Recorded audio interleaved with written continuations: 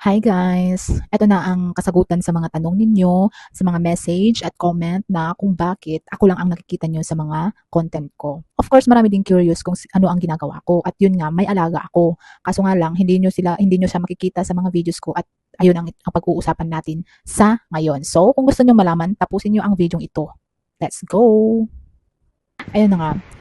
Una, ikukwento ko muna sa inyo kung bakit ako nag-create ng page.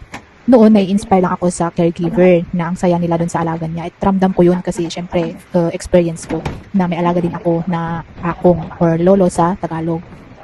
So ngayon, napaisip ako, gawan ko nga din ng content at ibahagi ko yung mga ginagawa ko sa araw-araw.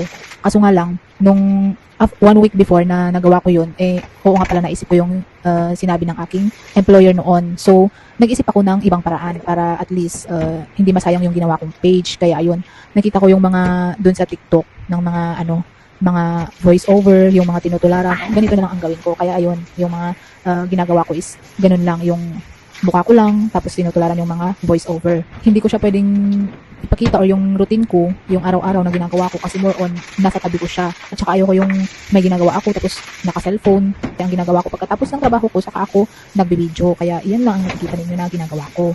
So, ayun, yung isa pa na tanong is yung mga idea sa pag-aalaga sa mga matatanda dito.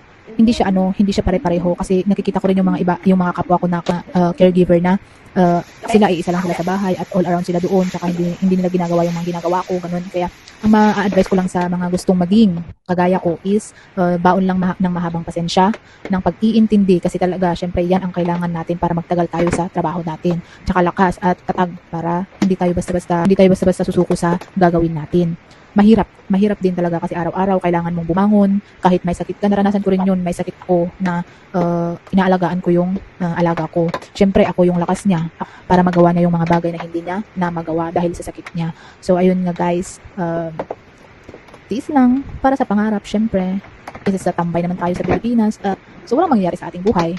Ayun lang guys, privacy, respect po ang mga gusto ng mga employer ko sa pamilya nila, at napapansin ko rin na hindi sila mahilig sa social media. So, of course, respetuhin ko yun. Respetuhin din nila ako. Yun lang guys. Respect sa iba, okay lang sa kanila. Pero meron din mga employer na ayaw nila yung ganun. So, respeto lang guys para respetuhin ka rin ng ibang tao. Yun lang. At saka yung mga iba na nagtatanong kung paano ako nakapunta dito at ano ang mga ginawa ko.